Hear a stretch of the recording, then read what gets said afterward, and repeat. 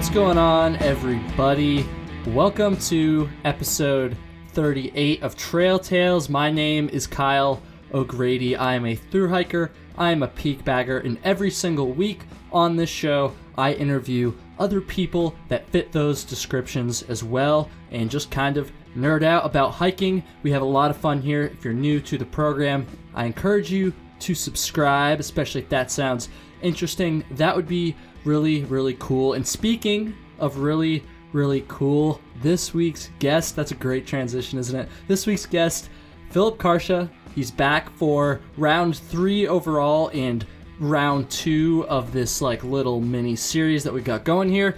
Over the course of these 3 episodes, I feel like we pretty much got his entire story of the single year grid out there. I mean, at this point, it'll be over 3 hours of content of, I just said it, Philip telling his story. I mean, it's so incredible. If you haven't listened to the other 2 episodes, definitely go back and do that.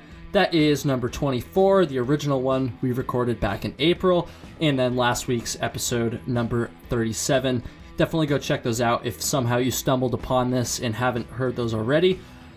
And Philip really just puts it all out there. We kind of wrap up the story here. We kind of bring it to a conclusion, and I think it is so awesome that we have all this recorded in a long format. I'm so stoked. I say this a bunch during the episode, at the end especially. I'm very, very happy with how this came out. And Philip, when you hear this, dude, thank you so much for coming on. I really, really appreciate it. We're gonna get into part 3, or kind of part 2. I don't know. It depends on how you look at it. We're gonna get into the episode in just a second. First, I'm gonna make this quick, I promise. 2 things I gotta say. The first is I would really appreciate your feedback, and if you kind of help me out a little bit, if you enjoyed this episode and other episodes, go follow the show on Instagram. It's at Trail Tales Pod. Facebook, type in Trail Tales. Go like the Trail Tales Facebook page. That would be amazing. And if you want to be even more amazing, you can maybe leave a 5-star review on Facebook. I guess Facebook, you can review pages and shit. I don't know, but please go do that. I've got a couple of those. Or even better is an iTunes review, a 5-star iTunes review. I would really appreciate that as well. It really helps rank the show high. It helps expose more people to the show. And if you enjoyed this, I would really appreciate that. That would be sweet. You can also send me an email, trailtalespod@gmail.com. I kind of mumbled that. Let's say it again, trailtalespod@gmail.com. That would be cool if you send me an email, just some trail suggestions, some guest suggestions, some overall feedback for how I do the show. Definitely not an expert, always looking for feedback. That would be really cool. The second thing I want to say real quick here is I need your help raising money for the American Foundation for Suicide Prevention. A good friend of mine, Colby Ziemendorf, he was a guest on the show way back in episode number 15. He started this organization called 46 Climbs, where during the week of August 30th through September 8th, you're going to pick a mountain that you want to hike. You're going to go to 46climbs.com. You're going to register that mountain, and then during that week, like I just said, you're going to go out and you're going to hike it. They're going to send you a t-shirt and some other goodies when you register. And like I said, when I started this little spiel here, all the money goes to the American Foundation for Suicide Prevention. I started a Trail Tales team. That's why I'm saying this. I want you guys to go sign up under the Trail Tales team so we can kind of pool some of our money. I've had a couple people do this, which I'm very, very thankful for, but I'm kind of disappointed. I was hoping a few more people would. I guess I still have a little while to raise these funds, but I would really appreciate that. It goes to a great cause. As much as I hate to say it, I know that most of us have been affected by suicide in some form, and I just think this is a great way to take something so negative, so awful, and turn it into something positive, and a great way to get outside. And I would just really appreciate that. 46climbs.com, go to the donate button, type in Trail Tales, or you can go through the link in the show notes. I'm going to have that there as well to make it real easy. Once again, 46climbs.com. Please help me raise some money for this great cause. And I would appreciate that. With that out of the way, I think we're going to get into to episode number 38, round 3, with Philip Carcia, single-year grid FKT holder in the White Mountains. So badass. Let's do it.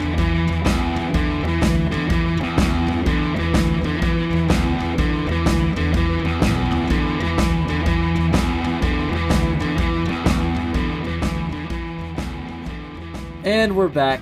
Episode 38 of Trail Tales. Philip Carcia is on the show again. This makes him tied as the guest that's done the most episodes so far, which is amazing. And this is also a record because this is the first time I've had the same guest on back to back. So Philip, dude, thank you for taking the time, not only once, not only twice, but 3 times. That's so cool. And I'm stoked to have you here today. Oh man, it's truly my pleasure, Kyle. I mean, back in April when we first sat down and cut it up a bit, I hadn't really made my project, the single year grid, public in any capacity. Certainly hadn't spelled it out to the extent that I did on that first episode. And it was just like an incredible vessel to get the message out there and to start the movement, and to kind of get people involved and aware of what was going on in the White Mountain National Forest and the peak bagging community of the Northeast. And I don't know, man. I'm very, very thankful that you took the time to sit down with me back in April. And this latest episode that we released, I'm super, super happy with. And I just feel like, a third one is kind of necessary because the story of the single grid is just so long and so elaborate. It's worth talking about a little more, Oh, for sure. For sure. And I just feel like this is, of course I'm going to say this, it's my podcast, but like, I feel like not even just my podcast, but like this medium, this like long conversation format is perfect for such a consuming project like this. Cause obviously there's a lot that you have to talk about. I just like the articles and everything, which we're going to talk about in just a second. Those are great. And that's a great way to get, the word out and stuff. But yes. I feel like it's tough to really kind of go in on in a shorter format like that. So I think this is awesome. And I know for a fact people have definitely been enjoying it. And yeah, dude, I'm stoked. I appreciate the opportunity, man. I mean that truly. Awesome. So yeah, so those articles I just mentioned a second ago. So today is Wednesday, July 24th. I know last week's episode, we made it sound like we were going to record right after, like we were just going to keep it going, basically, and chop it into 2 episodes. And we were going to do that, and then my dumbass kind of botched the recording. Thankfully, we were only about 10 minutes into the second episode, so we didn't lose that much. But after that, we were like, okay, we'll just take a day off, and we'll come back and do the second episode after that. Yes. So that's what we're doing. But since just Sunday was when we recorded last week's episode, since then, dude, like your shit is popping off on like Outside Magazine. It's on Backpacker Magazine. Like, dude, it's everywhere. Like, that's so fucking cool. Like, I always, like, first of all, I just gotta say as well, like, Trail Tales was mentioned in the Outside Magazine. And actually, since that article came out, Mac, I guess the guy's name is, he has reached out to me and like he sent me an email and telling me he was a listener and all this stuff, which is pretty damn cool. So Mac, like, thank you very much when you hear this. And like, dude, Philip, thank you, man. Like, that never would have happened. Like, I literally commented this on Facebook, like, but like, I never imagined that this little podcast I started in my bedroom would ever like be mentioned, even if it was just for like one line in a publication like Outside Magazine. That's so incredible, dude. And yeah, dude, thank you so much. I mean, again, it's a pleasure. And I was thinking about this on the ride over to my brother's house before we started recording. I mean, this is a best case scenario, man. You know, when I was getting ready to pull the trigger on this whole thing, you know, this time last year, the idea of making it through all 12 months and then getting national recognition for what I did, I mean, it just seemed like a dream. It seemed intangible. Is it something that you even like considered really at all? I knew that if I was able to pull off the single year grid, that the project would speak for itself in such a way that it would garner some kind of attention.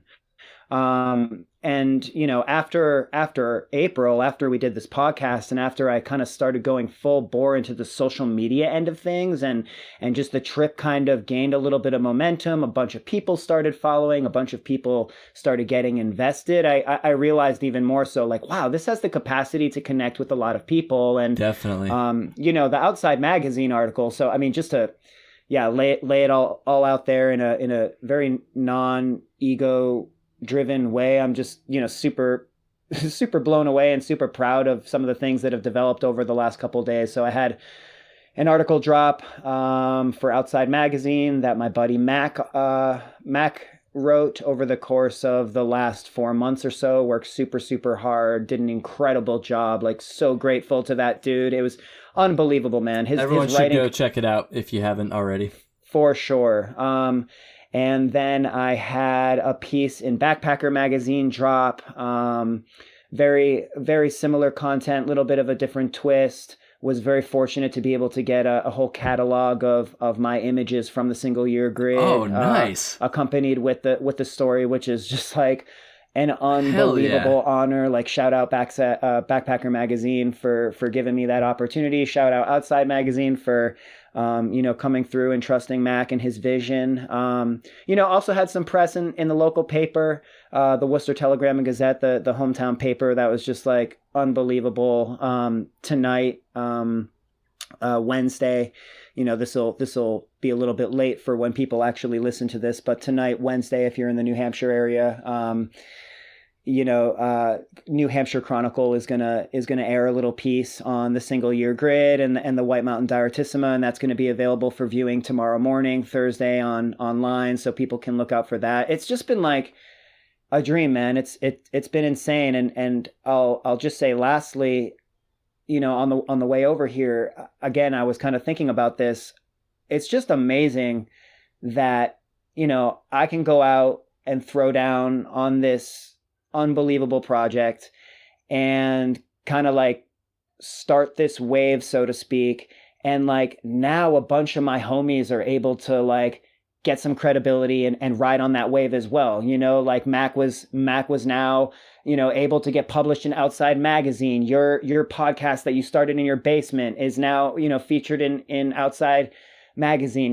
The Notch Hostel's name has just been absolutely everywhere. Serena and her business are getting, some notoriety and some additional credibility, beyond what they already have. And it's just like, I don't know, man. Again, just a best case scenario. So sick. I'm eating, I'm getting full, I'm getting mine, I'm getting the recognition I think I deserve. And a bunch of my other homies who believed in the project and who helped support me along the way are also benefiting from it. It's just so sick. I love it, man. It's so awesome, dude, and I'm so stoked for you, and the fact that the Notch is getting like some credibility too or not some credibility. That's not the right word. Like some I don't know, just getting their name out there even more is super awesome. For sure. And I said this, right toward the end of the last episode. Shout out to the Notch Hostel because I couldn't have completed the single year grid without them, and because they bent over backwards to make sure that that they were helping facilitate this goal. So for them to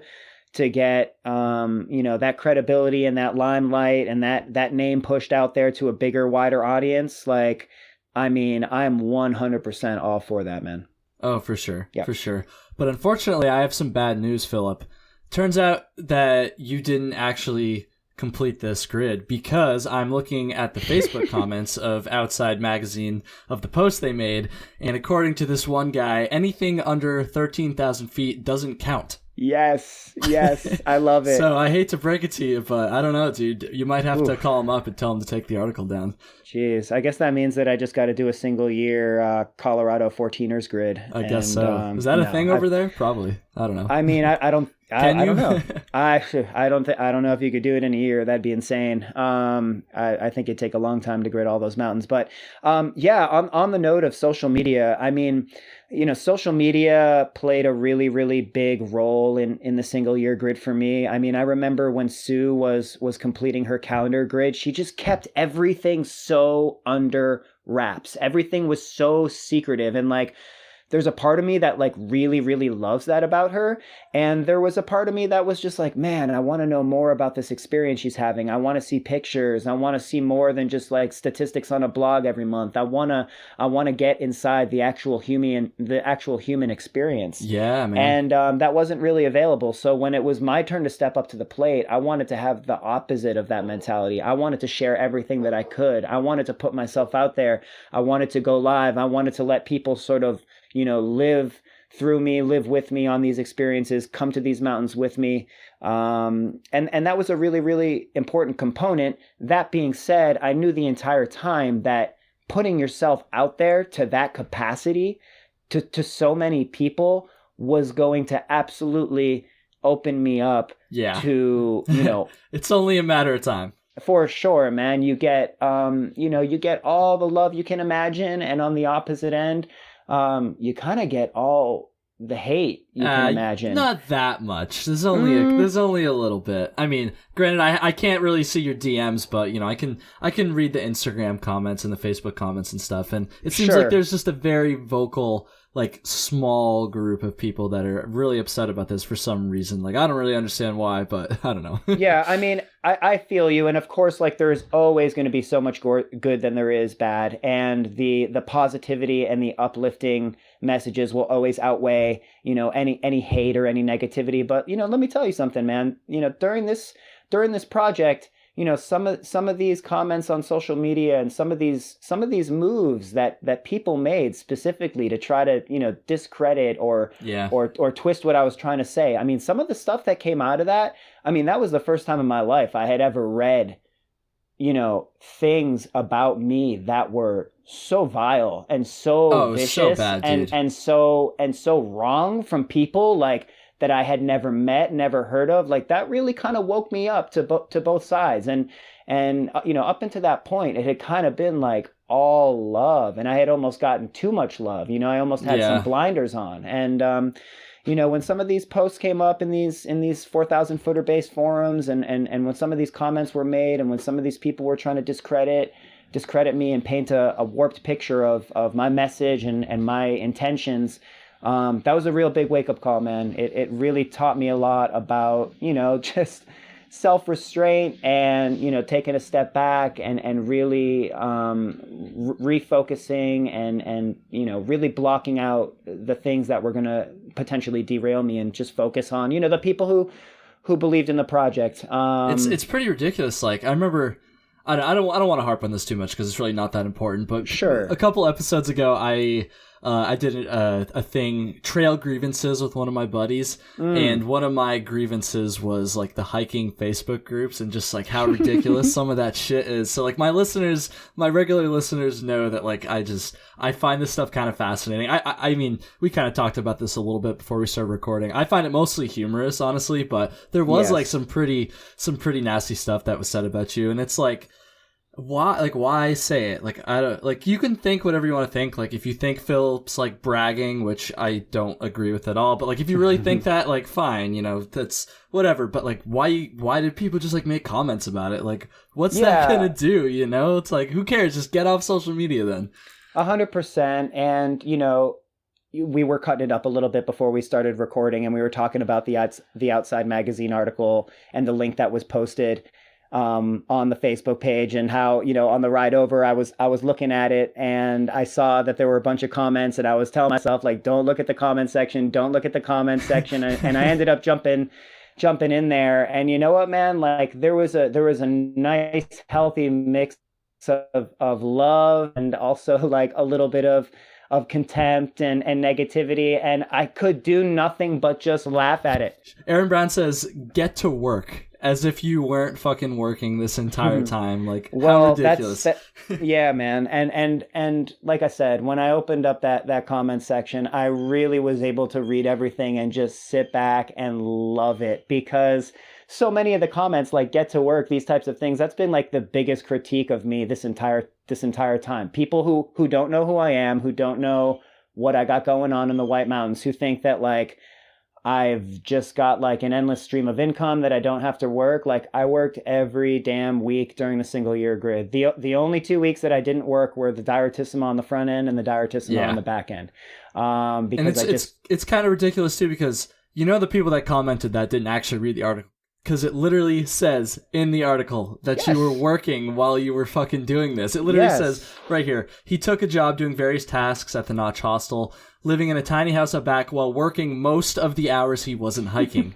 So it's like, it's right there, people. I don't understand it. It's like I said, man, it's all laughable now. And as kind of like a final comment, probably like the most comical part to me is that the people who are like, I mean, I love the hate more than I love, the blessings and the positivity in a certain capacity, because the hate and the negativity and the questioning and the attempted derailing, like, that just fuels me so heavy, man. Oh, I'm sure. I mean, I don't think about it a lot, but like reading some of that stuff, you can't help but feel like, okay, I'm gonna, regardless of what's being said, regardless of public opinion, I'm gonna go out and I'm gonna do what I've always done, and that's just give myself fully to the mountains I've been coming to for 20 years straight up.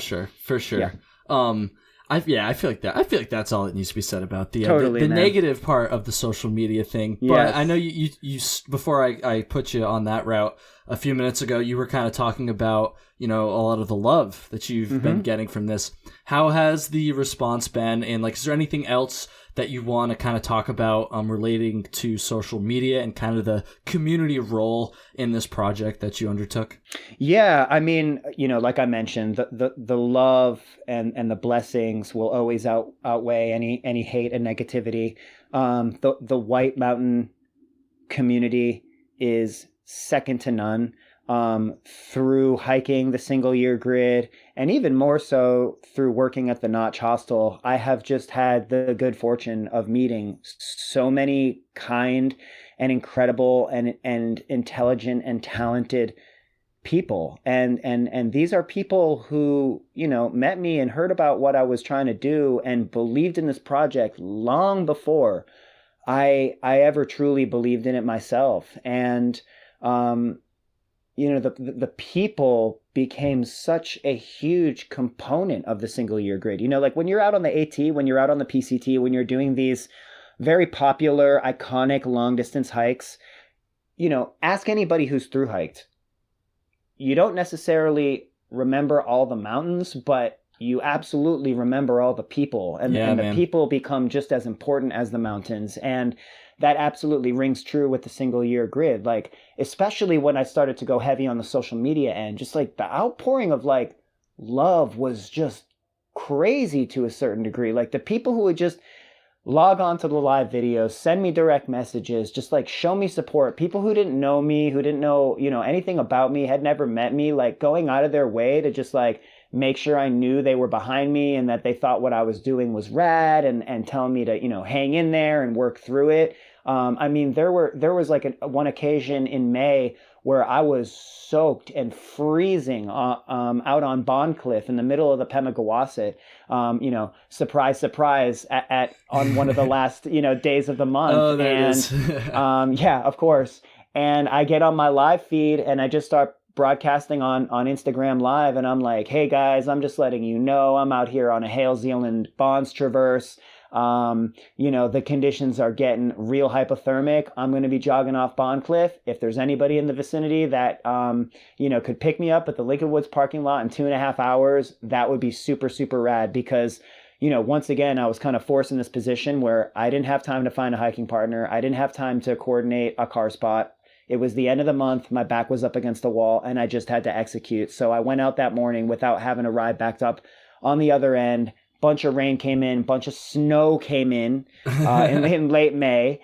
And I was soaked, and I got on IG Live. And you know what? I got a bunch of inquiries, and after a couple minutes, this very, very kind woman, Denise, who lives down in either the Thornton area. I wanted to say Campton, but I believe she's in the Thornton area. She was like, hey, I'm on my way up to Black Mountain Burger, and I'm going to be in the area. If you need a ride, I definitely got you. And this woman who I had never met, who had been following the single year grid for a couple months, who was reasonably local, showing hella love, rolled up to the Lincoln Woods parking lot with a bunch of dry towels, an ice cold long trail ale. Nice. And like dude, pulled me out of like what could have been a super uncomfortable situation because I had to jog pretty much the entire way off that mountain just to keep warm. That's how cold it was getting. And like, that's just one example of like the community coming through in so many ways, man. So many car spots, so many early morning wake ups, so much company on the trail, people helping me break through the snow, people going into these dangerous situations with me just so I had a buddy, you know, there next to me, a partner there next to me on the trail in those vicious conditions. I mean, the community just made this whole experience so much bigger, so much better. You know, if that hadn't been a part of it, man, it probably would have been a little bit of a lonelier, a little bit of a bleaker experience. Yeah, for sure. I just think that's so incredible. And honestly, just through you, I've kind of learned a lot more about like this, like very like tight-knit White Mountain community. Like I've been in the Facebook groups, and I mean, I've done the 48 as well over the years. So like, you know, I was aware of it, but I wasn't really that aware of it. You know, I didn't really realize that so many people would be so like willing to like not only like cheer you on, but like legitimately like sacrifice and help out, which is like so amazing. And I think it kind of goes back to the social media thing too. It's like when you're posting these things, you know, some people I guess are like, oh, he's bragging. And it's like, not really. He's kind of just like, you know, highlighting what can be done in these mountains. And a lot of people are very, very stoked because of that, you know? And yeah, and that's 100% true. And I'll kind of close out on this note. I don't want to be dramatic. I don't want to exaggerate anything, but like toward the end of this thing, man, I genuinely felt like I was doing this just as much for the community, for the White Mountain community than I was myself. And I mean that. I mean, that's how much love I was feeling, like, you know, right toward the end. That's how many people were chiming in. That's how many people were invested in seeing me get this thing done. I felt like I was finishing the single year grid on behalf of the White Mountain community just as much as I was finishing it for myself. And that's for sure. That's a powerful thing, man. Let me tell you. Absolutely. And kind of going back to what you said, like earlier on in the episode, kind of talking about Sue and how she didn't really broadcast her journey. I feel like a lot of people might not have ever really considered that this is a thing that they can potentially do. And, you know, not that I want anyone to break your record, of course, Philip, but, you know, perhaps you've inspired somebody else to go and try to push these boundaries as well. And, you know, just kind of give back to the White Mountain community even more, which I think is pretty cool as well. So who knows? Yeah, I mean, you never know. I'm sure Sue wasn't necessarily expecting for, you know, somebody to come out of the woodwork, you know, some no-name hiker out of Massachusetts to come out of the woodwork, you know, 2 years later and go after the same kind of project. Yeah. She did. And I fully admit and acknowledge that, you know, there could be someone out there listening who's getting stoked on their own single year grid and who's putting together a plan to try to take my time down. And believe me, the time can absolutely be taken down. There's no way around it. But that's more of an honor than anything else, man. If I somehow am able to inspire someone the way that Sue and some of these White Mountain old heads inspire me, like, I'll take it. And if that means that I got to go out and do a second single year grid to defend my time, like, I'm ready, man. I really am. Oh, there it is. I need a little bit more money, but I mean, that's maybe a little more rest too. Well, yeah, I'll agree with that. Just a little bit. Just a bit. That's crazy, dude. That's so crazy. Yeah.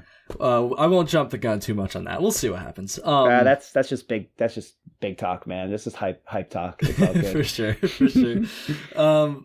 No grit, no grid. So this is a phrase that I think you kind of coined, and something 100%. that you've included in a lot of your posts on social media. Oh yes. Kind of made it into, I hate to say, brand is not the right word for this, but I think people understand what I'm going for there. Like, just kind of like your phrase, I guess. Yeah. Why don't you just talk about that a little bit? And I also want to ask you about the wolf thing as well. Yeah. I mean, for me, you know, I mentioned this on the very first episode. I mean, in terms of the single year grid, I was plotting and I was scheming for many years before I actually pulled the trigger on this. And I thought a lot about what it was going to take to actually see this project through to completion. And just one of the things that I casually thought about was the idea of mantras, and repeating mantras. And a lot of people will tell you, a lot of very motivated and accomplished people will tell you that having a personal mantra or personal mantras is an important part of taking on any big challenge. And from the jump, I was kind of always looking for this relevant mantra that I could repeat to myself, and that I could kind of share publicly, and hopefully give to other people to use who are completing the grid. Mm-hmm. And this idea came up of no grit, no grid, and what the inspiration behind that was coming into the Notch Hostel, suddenly finding myself, last August when I started this project, suddenly finding myself re-immersed in the Appalachian Trail through hiking culture. Yeah. And, a big term on the AT, or at least in 2008 when I was through hiking, a big term was no rain, no main. And so you hear like no rain, no main, no pain, no main, no rain, no pain, no main, these kind of variations. And I just it's super overused, but I always just thought that was so sick. And I would say that to myself when I was out on the trail, no matter how corny it sounded, through hiking the AT. Like if I was going through something, hey, no pain, no main. And I don't remember exactly when the term no grit, no grid came into mind, but, I've just always loved wordplay, and, you're constantly thinking while you're out there on the trail. And one day, no grit, no grid came into my mind. And I think, that day I started incorporating it into videos, and I started, signing it at the end of my posts on Facebook and Instagram. And it just became this intense mantra. I had videos of myself screaming this mantra at the top of my lungs. The very first snowfall that I saw, October 13th, 2018 on the summit of Kerrigan, I'm looking into my camera and I'm screaming at the top of my lungs about the first snow, and winter is here, no grit, no grid. And it was just like a hype train, man.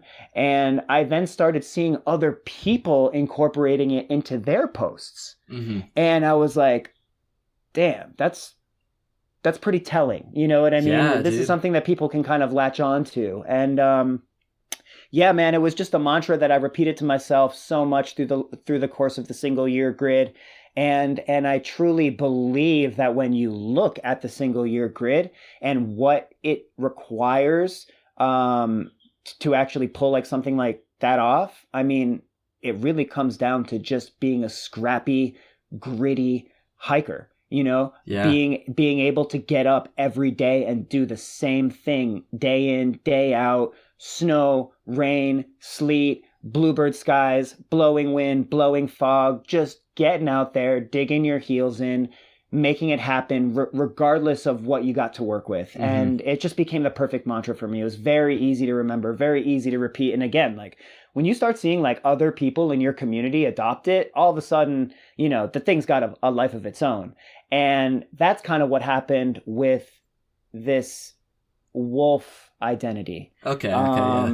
If you want to talk a little bit about that. So this idea of the wolf pack, this idea of the wolf, this is something that plenty of people relate to. Sure. The wolf is like the perfect vision of a spirit animal. So many people identify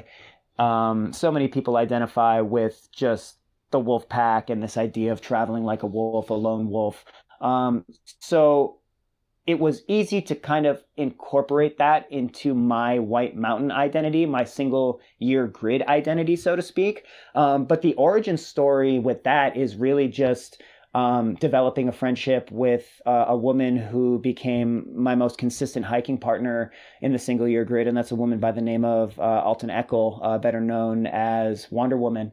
And her dog, her very accomplished dog, probably the most accomplished dog in the White Mountains, Youngblood Cole, aka King Cole, aka the White Wolf, Dude, funny thing about that, it was not last weekend, the weekend before last weekend, I was in the Adirondacks. I was on South Meadows Road, this like fucking dirt road, kind of in the middle of nowhere. And I'm driving by. It's pretty narrow, so I'm going pretty slow. And I straight up just like drove right by her and Cole. And I really? saw Cole like ran in front of my car, not like dangerously, but like he was just out and about. And I saw him. I was like, that looks like Cole. And then I see it. And I'm like, oh my god, that's Alton. So I like cut out for a second. I was like, hey, what's up? It's me, Kyle from Trail Tales. And that's so sick. She didn't tell me that. Yeah, that's it was insane. Very brief. I was trying to find a parking spot and I wasn't sure if there'd be one, so I kind of just like said hi and kept driving. But yeah, I had to throw that in there. Anyways, sorry. Yeah. I mean, she's all over the place, man.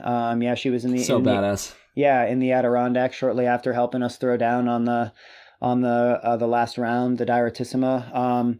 But you know, her dog Cole is, I really hate to use this term because it sounds a little corny and a little blown out of proportion, but like Cole, her dog, is a straight up legend in the White Mountains. For sure. If anybody doesn't know who Alton and Cole are, go back and listen to episode 32 of my show, I believe it was. I think it was 32. I had her on, and she talks all about, you know, what she's accomplished and what Cole has accomplished, and it's absolutely incredible for sure. Yeah, man. I'm like, I'll spend the rest of my life thanking that girl and her dog for what they did to help facilitate my dreams this year, because they came through on so many occasions. I mean, there were just so many days out there that I followed that dog through the gnarliest weather and looked at that dog put its head down and face this stuff head on and just tried to mimic his capacity to withstand the hardship, you know? And we had always referred to Cole as a wolf. We had always referred to Cole as the white wolf. And you start doing that on a daily basis, on a weekly basis, all of a sudden, you know, you're actually the wolf. And you're not traveling with a hiking partner, you're traveling with a wolf pack. And you're looking at what you're doing, and it kind of represents the single year grid, represents, you know, the fringe edge of what's been accomplished in the White Mountains. And all of a sudden you just feel like you are this wild ass wolf rolling with a super solid pack, trying to do the shit that's never been done. Mm-hmm. And that's a very powerful feeling. And that kind of, you know, be the wolf became a super consistent mantra that I tried to repeat to myself, because I love that, man. I love picturing myself as an animal out there with a goal in mind, with a sort of end game. And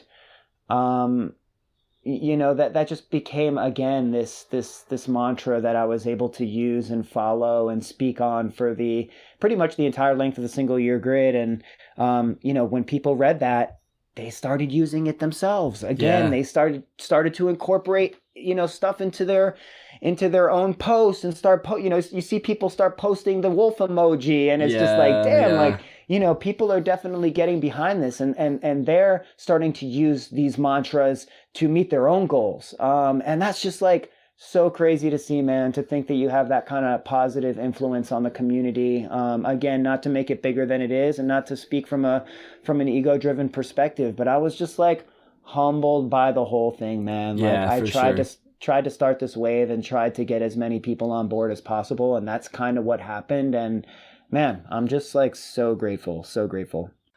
Yeah, that's cool to hear, because I was like pretty sure it had something to do with Cole, but like I wasn't like totally sure. So I'm glad I got to hear that one from the source. Oh yeah. Plus, it works so well with the emoji too. It's just like, be the wolf, you know. for sure, man. I mean, it's it was a lovely thing that developed out there. It really was. Awesome. I think we're gonna go on to some Instagram submitted questions. So I threw a poll up. Cool. I guess by the time people hear this, it'll be like 2 weeks ago, when we were plotting for our second episode, the first of this little stretch here anyways. And so this first one here, I'm going to break it into 2 questions. Okay. So it was like highest and lowest points during the grid, but let's start with lowest and then we'll move on to highest. So yeah, what was your lowest point during the grid? One of the lowest moments for me, or lowest stretches, I still have to go back to that November day where it took me 10.5 hours to break through 2 fresh feet of snow going up and down Mount Cabot. Um, and that day unto itself wasn't necessarily a low because, of course, Yeah. I finished the November grid. I kept the project moving forward. First of all, I really felt like I was kind of at that point where I realized how tough this project was going to be. And I Mm-hmm. realized like it was only December 1st and I still had the whole winter in front of me and I was already going through so much and working so hard to make this happen every month. It was just like a real wake up call. And then a very odd thing happened on the morning of December 1st. I just spent all day the day prior out, breaking through 2 feet of trail or 2 feet of snow on unbroken trail and finishing the month and keeping the project moving forward. You would think I'd wake up and just kind of be like elated and feel accomplished. But I wake up on what I think is a Saturday or a Sunday morning, December 1st, and check my phone when I wake up. And all of a sudden on social media, I see the most gorgeous bluebird day on all of the high peaks of the White Mountains. Everybody and their mothers either out on Franconia Ridge or sending a presidential traverse, and I'm feeling totally wasted, sleeping in, wasting the first day of the month after getting completely worked in the mountains the day before. Yeah. And I just like, I literally looked myself in the mirror and I asked, like, how bad do you really want this, man? Like how bad do you really want this? Because yes, yesterday was really, really tough. And yes, you were out for 10.5 hours. But if you were truly invested in putting yourself in a position to complete this for the month of December, you would have looked at the weather, you would have seen what a beautiful day it was outside, and you would have pulled the trigger on a presidential traverse, or at the very least a Franconia traverse, because that was the name of the game in the winter. When the weather was good, I was supposed to be out hiking no matter how tired I was, no matter how long the day before was. I had to stay committed to the goal. And I Yeah. just sat there in my bed and felt so deflated. And I don't know, man. I was at a very, very interesting place in the project because I had just sent August, September, October, November. I was 4 months in. I had reached the 1/3 mark. And I kind of had this feeling like it was now or never. Now or never. I was either going to move forward with the project and commit fully, or I was going to say, hey, I got through 4 months. I tried really hard. I put in all this work, all this energy, all this effort, but this just isn't for me. There's just too much snow this year. It's going to be too gnarly of a winter. And if you look at my Strava profile, if you look at my data from those first 5 days or those first four days of December, I didn't go out at all, Really? which is insane. I don't think I've ever had a month where I didn't go out for the first 4 days consecutively, aside from December and aside from September, because obviously I was recovering from the first round of the Diartissima. Yeah, yeah. But I was just in a tough mental spot, man. And I never really was thinking about quitting, but I just knew that I was at that line, that threshold where it was like, you're either all in or you're all out. And that was a super, super scary time for me, man. And I remember talking to like my mom, and I remember talking to some of my friends and talking to Serena at the Notch. And it was just so interesting, man, because I was like telling people about the hardships of November and how tough I thought it was going to be and how it was making me question like if I was going to be able to do this. And like nobody gave me an out.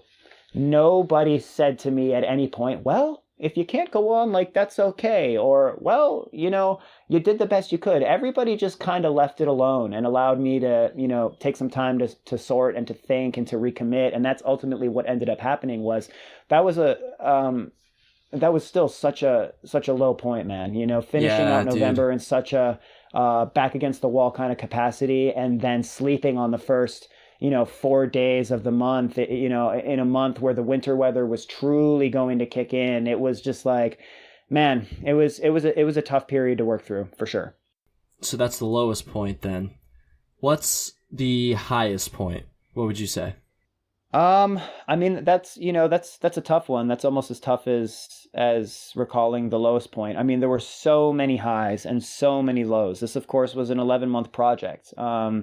You go to hell and back, 100,000 times over the course of 11 months. So there there were so many moments of just sheer bliss, sheer elation. A lot of those moments came around, the company that I was keeping on the trail, the companionship, the shared experience. That was something that I truly started to appreciate over the course of those 11 months.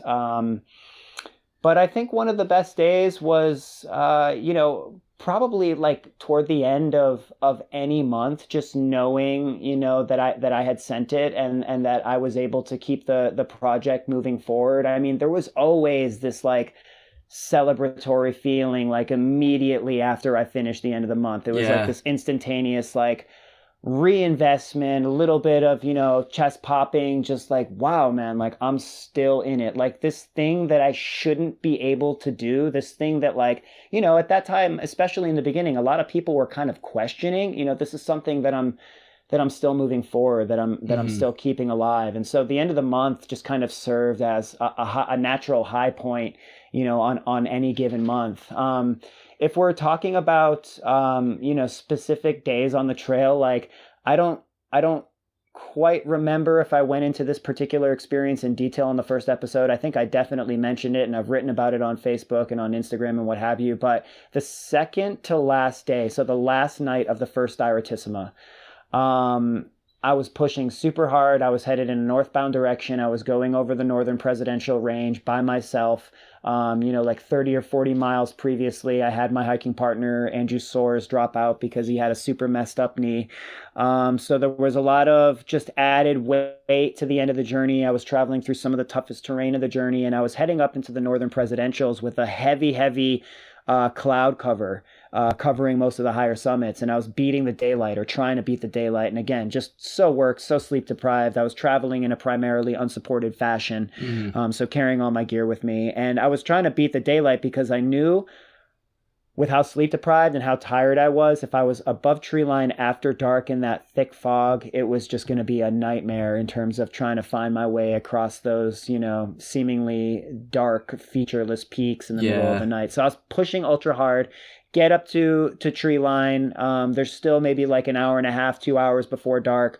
I'm trudging across, the northern presidentials. You know very well, man. Madison, Adams, these mountains are super tough to get up and over. The terrain is so technical. It's so slow going. I was carrying a full pack. I was at the tail end of an 8-day push, and just trying to get up and over Jefferson and down to tree line before sunset, because again, I didn't want to be lost up there. Like that's always one of my big things, is I don't want to put myself in a position where I could become disoriented or I could become lost, because that's gonna lead to much bigger issues. Oh yeah. And so I'm pushing hard. I'm just totally maxed out. Once again, Wander Woman and young Cole are out there with food waiting for me. And I'm kind of hiking towards them, and I get up to Mount Jefferson, and it's probably half an hour, 15 minutes before sunset, and all of a sudden, all of the clouds just dissipate, and it reveals the most unbelievably thick, moisture-driven undercast I've ever seen in my entire life, never mind in the presidential range. All of the terrain, all of the mountains below the presidentials are completely engulfed in clouds. Damn. And myself and the high peaks of the presidentials are all above them. It's extremely dense. It's very, very quick moving. You could see this like these fog banks kind of floating and moving. It was so ocean-like. And to be up there at sunset, realizing that like the fog had cleared, I would not get lost. I would make it down to the road, walk out to the Kilkenny Ridge, and complete the Diaritissima, and effectively, pop off the single year grid the following day. Yeah. It was just so fucking next level, man. Like, it's something that I'll always remember. And of course, visually, the aesthetic was mind blowing, but the power and the meaning behind it, knowing that like I was starting this huge project, and knowing that I had just finished was about to finish such a huge first crux of the project, is just unbelievable, man. Like I'll never forget that night, and I'll probably tell that story for the rest of them, because it was just so impactful. And I even said leading up to the second diartissima, the last round of the single year grid, I even said, I'm hoping for more. I'm hoping to be blessed with more undercast at sunset in the northern presidentials, just because that one particular experience stood out to me so deeply and continues to just kind of haunt me in a really beautiful way, even now, 11 months later. Yeah, dude, that's so incredible. Like, so sick. There's got to be pictures, right? Tell me you took pictures. Oh, dude, yeah, Not that absolutely. the pictures can do it justice, because like you just said, it wasn't just about the aesthetic, but like that just sounds fucking sick, and I kind of want to see that. Yeah, I mean, there's a bunch of pictures up on IG. I got beautiful GoPro footage of this undercast. Definitely going to be putting a bunch of that stuff out in the near future. That was one of those moments where it's like, yeah, I'm on a schedule here and I'm trying to like push hard, but like I've never really seen anything like this in my entire life. Never mind in the mountains I cut my teeth on. So I'm gonna stay right here and shoot this shit until the sun goes down, and that's exactly what I did. Nice, dude. Yeah. That's so incredible for sure. So this next question is not an Instagram question, but it kind of popped into my head while you were telling the story of your lowest point, actually. Cool. So I'm gonna kind of relate this to my AT through hike last year a little bit. I know that and a lot of my listeners have heard me say this, for like the first half at least of my through hike, I was like, I not really questioning whether I could make it, but like I knew like it was gonna be fucking hard, and like I was grinding. I knew the chances of me, I knew that making it was like not like a given, right? Like I knew I had like a lot of fucking work to put in, and it wasn't until really that I got to Vermont when I kind of had this like realization, like shit, I might actually complete this thing. So I'm kind of wondering if there was ever a similar moment for you with the single year grid, and if there was, like how far into the project were you? Very easy question to answer. I did not for a single second consider the single year grid to be in the bag until finishing the second to last round. So I had about 6 days off between the time I finished the June round of the single year grid and the start of the July round of the single year grid. And it really wasn't until those 6 days that I actually let it kind of sink in. I actually started to believe and accept that even though I still had a really tough round in front of me remaining, there really was nothing that was going to stop me from finishing. And it just became very tangible. It became very palpable. And I started to like allow myself the luxury of like, just celebrating a little bit, being like, yeah, man, you're going to get your ass worked out there on this last round. It's going to be really, really tough. You're going to end up finishing in really, really tough shape, really, really ragged shape. But ultimately, there's no stopping this now. Like you've kind of done it. And I think I first started saying things like, well, when I finish the grid, as opposed to if I finish the grid. And of course, people had been like assuming and quote unquote knowing I was going to finish for many, many, many months before then. And I've said this many times before. I mean, my friends and my family believed in this project in a certain way long before I ever really could. And that was because like I had a grasp on the amount of variables that were involved in something that long, and I knew how difficult the mountains were going to be, and I knew how wild the winter was. But I don't know, there were a lot of people who believed in this long before I did.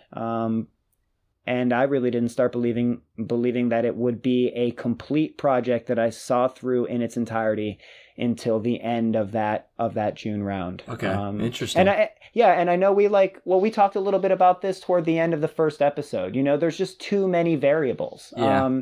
I mean, it's not like I was filled with self-doubt. I knew what my own personal capacity was, but I just knew that there were so many things out of my control. I knew that I couldn't control the weather. I knew that I couldn't control the road conditions. I knew that I couldn't, control to a certain degree how long I was going to need to spend out on the trail to get these miles in and to make these peaks happen.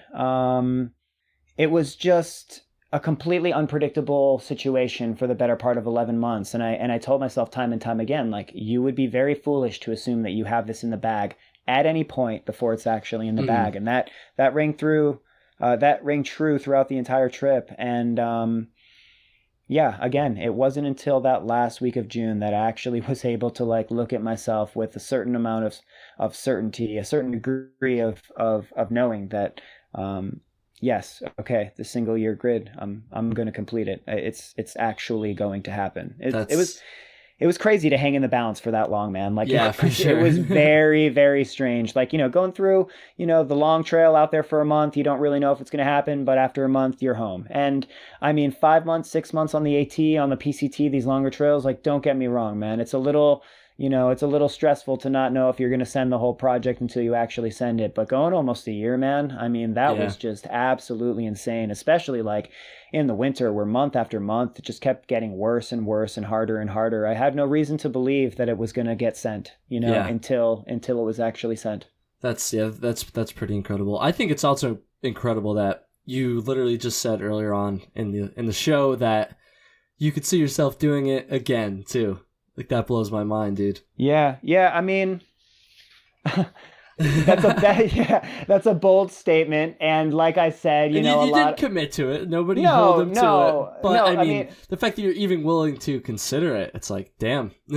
well, I think more than anything, man, that's just a testament to how much I love these mountains. I think so too. Like, yeah. I mean, I don't necessarily know that I'd be willing to hike the PCT again, or do some of these other things that I've already done. But if there's a reason, if there's a true reason for me to hike all 48 4,000 footers in the White Mountains in every month consecutively for 12 months again at some point in my life, if for whatever reason, that seems like a tangible thing, like I definitely, even with as difficult as this was, like I certainly won't rule it out. And if it's a scenario where like somebody had actually stepped up to the plate and gone after my time and lowered it, I mean, I think that would just like ignite this undeniable fire in me, man, because like this is such a big part of my identity right now. This is something that I committed a year of my life to. This is something that I spent so much of my own money and my own time and my own energy and my own effort on. It's like,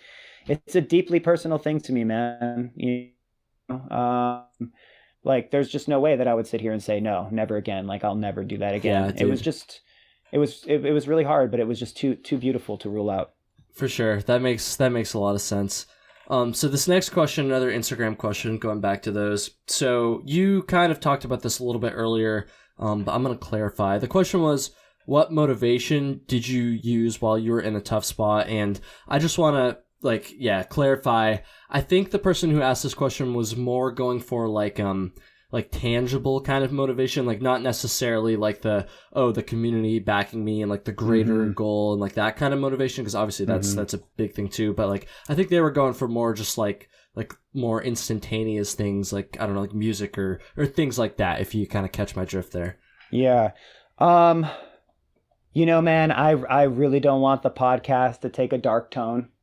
But it's something that's really important to me is to just, keep things super honest and super real. Oh, dude, go for it. Say what you gotta say. Yeah. I mean, like I had a lot of really interesting mechanisms out there for suffering well, for lack of a better description. I had a lot of consistent mechanisms that I use to pull myself out of tough, dark scenarios, particularly surrounding the winter, where I was just forced to wake up so early every morning and get out onto the trail by myself every morning, navigate these roads, navigate these snowy Arctic abyss-like conditions by myself. I mean, that like requires motivation, man. That requires talking to oneself very seriously and figuring out what it's going to take to keep moving forward. And a lot of it was just gratitude for having the capacity to move my body in the way that I was moving it. Gratitude for even having the opportunity to electively suffer in the way that I was suffering, because again, this was all elective. And then I would kind of get on this train of thought where it's like, there are so many people in this world, man, who are suffering and who have suffered that, where it's not elective. And something I've been very public about this entire time is, the first moment that I ever thought about doing a single year grid was when I was in the White Mountains trying to mourn the death of my father. My father passed away in the fall of 2014. It was very unexpected. It was very difficult on my family. This gentleman was the cornerstone of my family, and I went to the White Mountains the following summer and climbed all 48, over a 3-week period, living out of the back of my truck for the first time. So, the death of my father was heavily woven into the story of the single year grid and the origin story of the single year grid. So I would think a lot about him, man. And in my darkest, most desperate moments, when I was out there for hours and hours by myself, literally in snow up to my knees, up to my thighs, up to my chest, crawling through a canopy of trees where there is no trail, like, I would think about my father dying. I would think about my father on his deathbed when he couldn't move, when he was immobile, and when I would watch him for hours staring up at the ceiling, thinking about, what is going through his mind. Like, these are all things that I drew upon to help myself move forward in this moment, because when you kind of compare those two scenarios, you just there's no way around it. You realize how fucking good you got it, even if you're freezing your ass off. Even if you're up to your chest in snow, even if you're working on this project that has no guarantees it's going to be finished, like, you realize how lucky you are, man. You realize how incredible of an opportunity you have to travel through these mountains and to, again, suffer in an elective kind of way. Yeah, man. I mean, these mechanisms have the capacity to pull me out of some really, really deep spots. And then also, like, on the opposite end of that, man, like, there were plenty of lighthearted mechanisms that I used. It's like, when I'm running off Bond Cliff, we were talking about this earlier, running off Bond Cliff, totally soaked, freezing my ass off, hoping this woman who's agreed to come pick me up is actually going to show up. I'm jogging off really, really uncomfortable. And I'm not thinking about my dad, man. I'm thinking about, wow, okay, in 3 hours, I'm going to be at Enzo's Pizza in, downtown Lincoln, enjoying a couple slices, drying off, like, laughing about all this. And sometimes that is just enough to keep you moving forward, man. It really just, like, depends on where you are emotionally on that day, how tough it's really getting, and what you think is the best way to navigate that. So, man, it ran the gamut in terms of how I tried to pull myself out of some of the darkest places of the single year grid. Yeah, dude, that's incredible. I feel like that's kind of a good place to start to wrap this up, dude.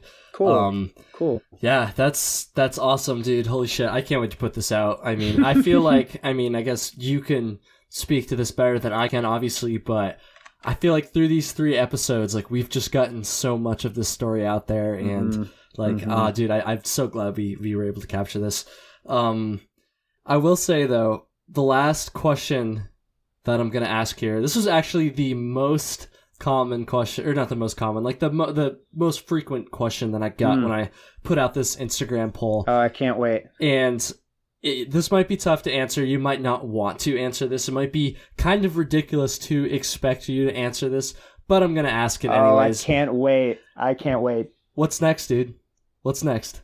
Oh, man. Kyle, how'd I know you were going to ask that, my friend? Yeah, that's, I guess I have to say the same thing. That's definitely been a question that has been asked of me,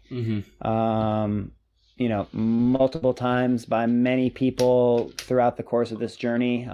It's something that I've been thinking about for months before I even knew, like, whether or not I would finish the single year grid.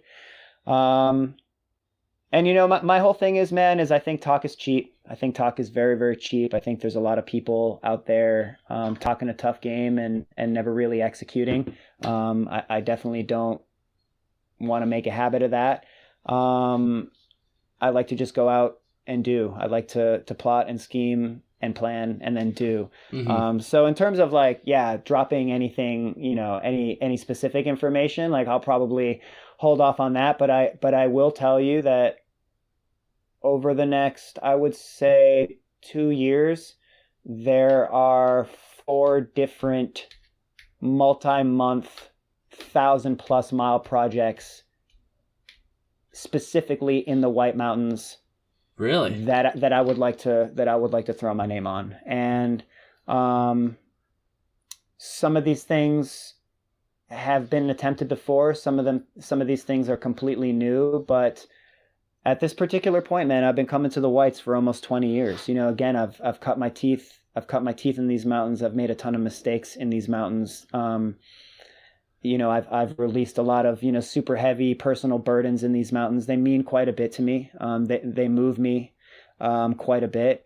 And I just would like to be participating in the fringe edge of what's being done out here. I would like to be walking on that thin wire of what's been done and what hasn't been done. And, really kind of take all my energy and all of my effort, just in terms of like pursuits in the outdoors are concerned, and focus them on the mountains that I love. And this is something we've talked a little bit about before, but this is my place, man. I love the White Mountains. I've been coming here forever.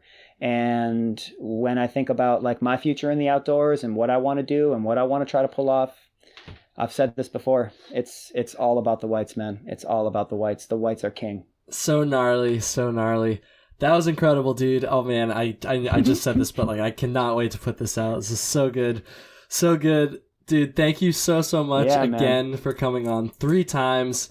I think people are really going to like this. Everybody listening, like definitely let me and Philip know what you think of all this. I mean, dude, so good. So damn good. Yeah, man. Yeah. And just in closing, like I'll take a super quick opportunity to shout out everybody who has sent me messages and kind of come out of the woodwork and shown love and, asked questions and, reposted blog posts and reposted articles and shared their personal stories with me. Like, it's just made this whole experience so much more profound, so much more meaningful. And I will spend the rest of my life, thanking the White Mountain community for their acceptance and their love and support as I chipped away at this huge lifelong dream, man. Like, I can't thank these guys enough. Awesome. I think we're going to wrap it up then. All right, man.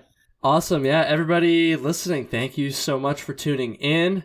Philip, thank you again one more time, man. This has been incredible. Hopefully I will see you this weekend while I'm driving through. Yes, sir. And yeah, have a good one, everybody. Shit, I don't even know how to end this. Goddamn. That's it. We ended it. That's it right there. Fuck yeah, dude.